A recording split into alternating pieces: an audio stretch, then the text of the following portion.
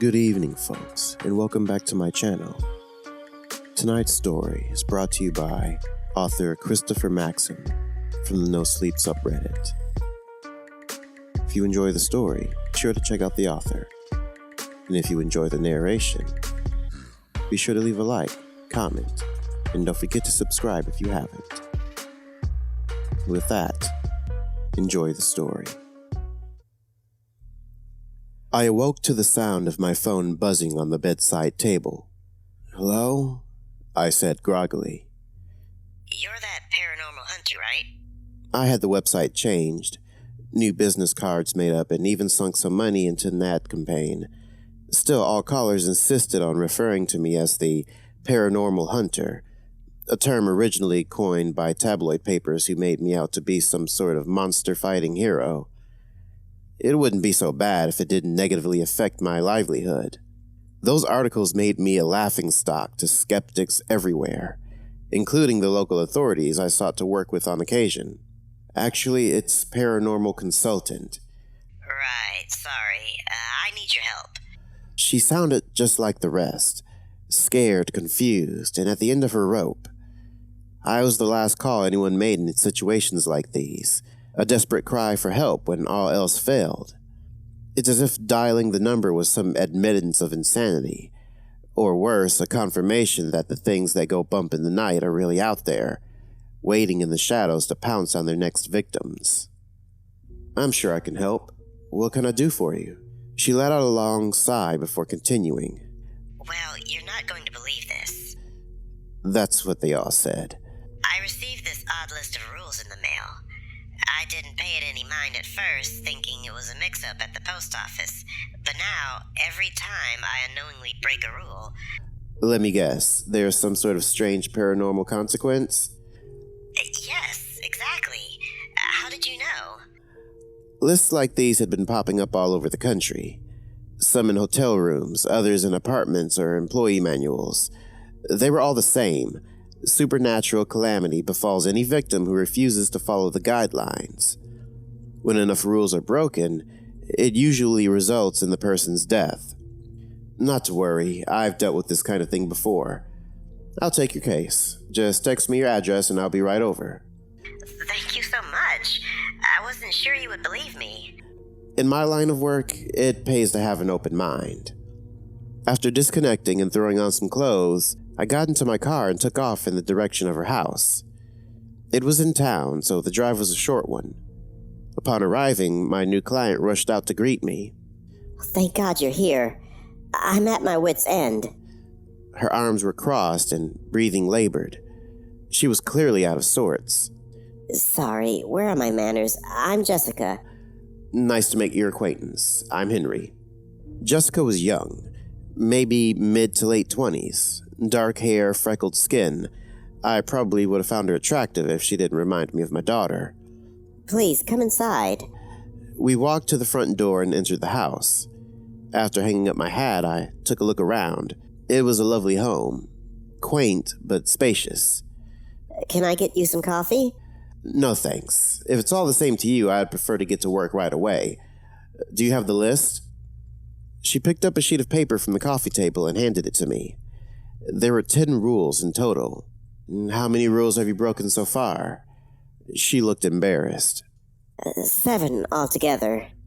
That's good, Jessica. Means there's still time. Still time for what? She asked. Time to end things. I pulled a lighter out of my pocket and held the flame beneath the page. What are you doing? Not many people know this, but burning a list before all the rules are broken summons the demon who wrote it. She glared at me, petrified, a look of absolute fear on her face. Demon? The flame spread to the outer edges of the paper. Yes, these lists are powerful, demonic contracts. With every rule you break, you're tempting fate, inviting the demon to absorb your soul. My soul? The page had all but burned up now.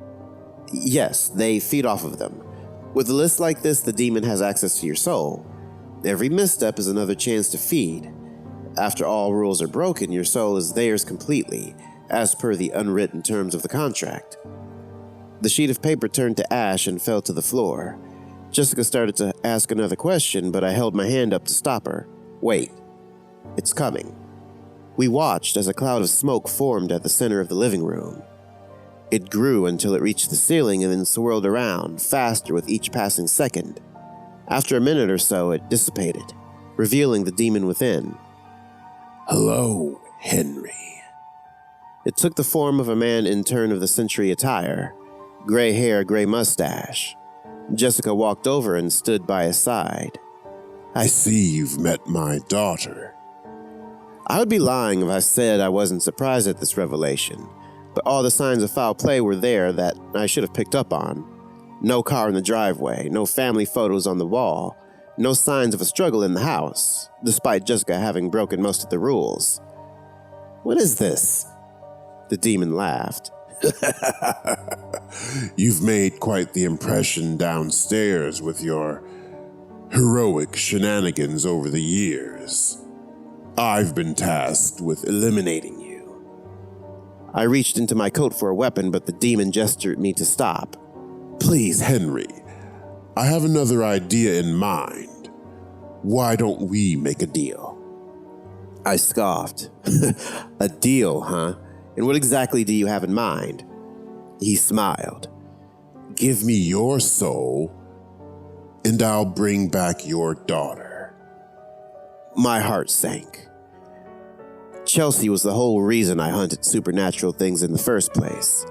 She had died over a decade ago in a house fire, one that I discovered after years of investigation was caused by some unknown entity. I was never the same after that. Instead of grieving in the way most parents do, I made it my life's work to track down her killer, and everything like it. What do you say, Henry? It's a fair trade. I would give anything to save Chelsea. Even my soul, but not like this. Demonic resurrections always came with side effects. It was very likely that if Chelsea was brought back, she would succumb to an insatiable bloodthirst, not unlike that of demons themselves. I could never put her through something so terrible. Not a chance. His lips contorted into a wicked grin. I thought you might say that. That's why I had my daughter slip something into your pocket. Confused, I reached into my coat and pulled out a scrap of paper. There were 3 rules written on it. 1. Don't enter the house. 2. Don't burn the list. 3. Accept the demon's deal. That son of a bitch.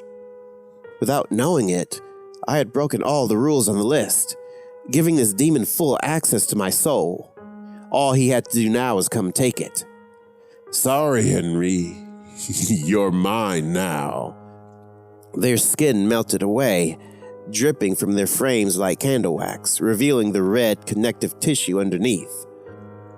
Then their eyes turned black and mouths opened wide. No teeth or tongues within, just empty pits of darkness. One kiss would suck the life right out of me. Before I could reach into my coat again, Jessica leapt across the room and pinned me to the wall, forcing her mouth against my face. My soul began to untether itself from me. The sensation was a strange one. There was an immense feeling of pain, but also heartache, the likes of which I've only felt once before. As soul and body separated, something bubbled to the surface. It wasn't so much my life flashing before my eyes as it was a single memory playing out in my mind. I'll be fine, Dad. Stop worrying. I know, it's just that, Chelsea interjected. I'm your little girl and it's your job to worry about me? Am I that predictable? She smiled. Only when it comes to caring about me. I looked around at the house and it saddened me. I was happy for Chelsea, but I couldn't believe how quickly she had grown up. You know I can come visit sometime, right? It's only a 2-hour flight. I can pay for the ticket. Just say the word whenever you feel you want to. Dad, I'm still your daughter. I'll visit when I can, but you have to come to terms with the fact that I'm an adult with a life of my own. Between work and college, I can't always come when you call. Okay? I laughed as a tear rolled down my cheek. So you're the parent now, is that it? She laughed. If you don't leave soon, you're going to miss your flight. She was right. I admit I was cutting it pretty close.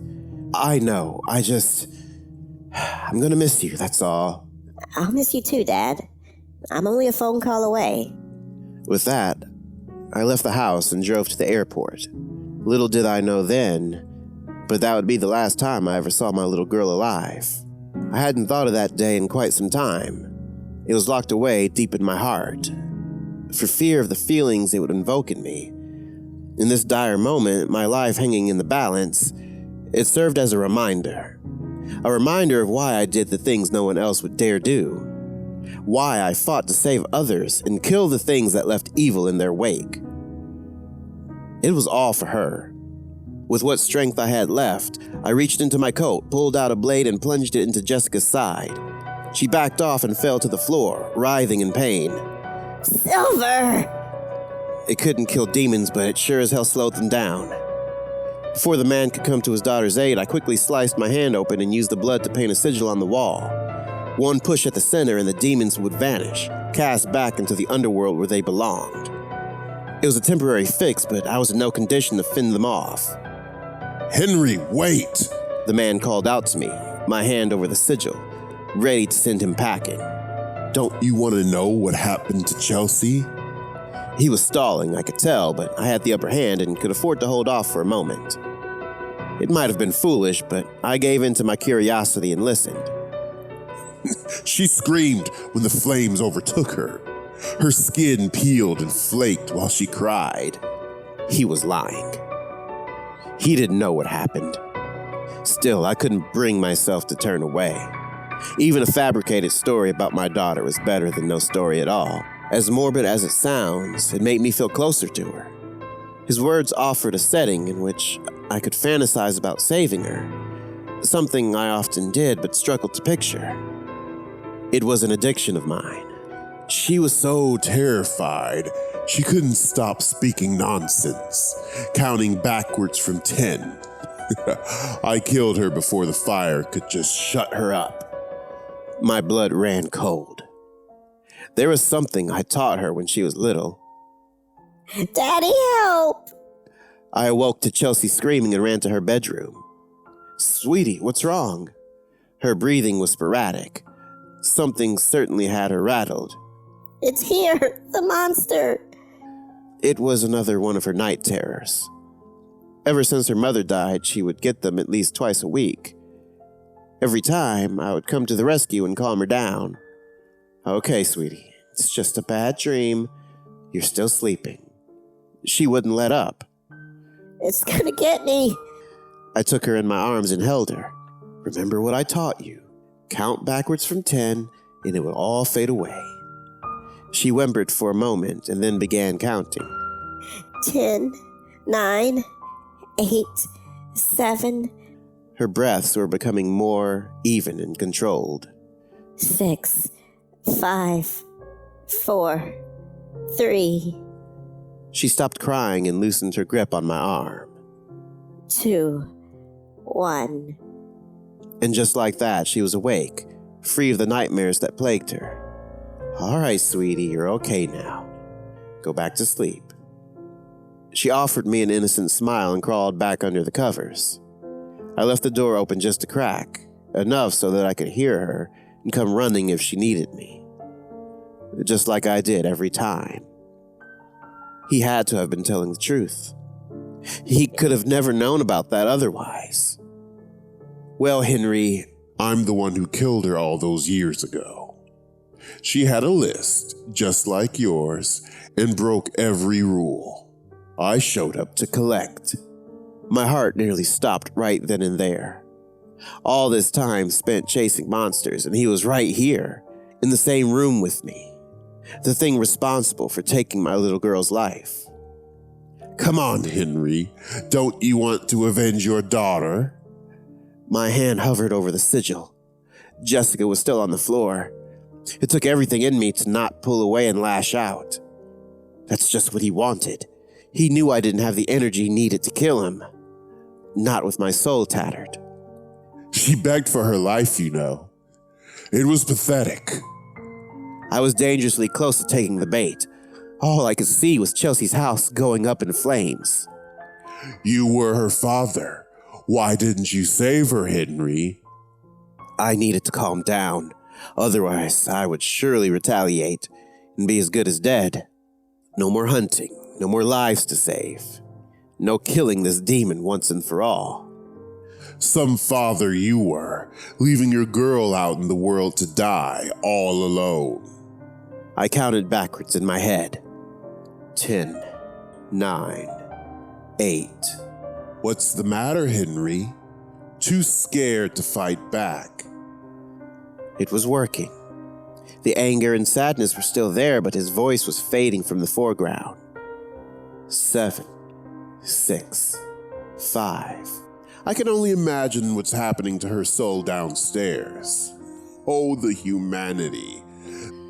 The adrenaline in my veins was slowing. 4, 3, 2. This is the only chance you'll ever have, Henry.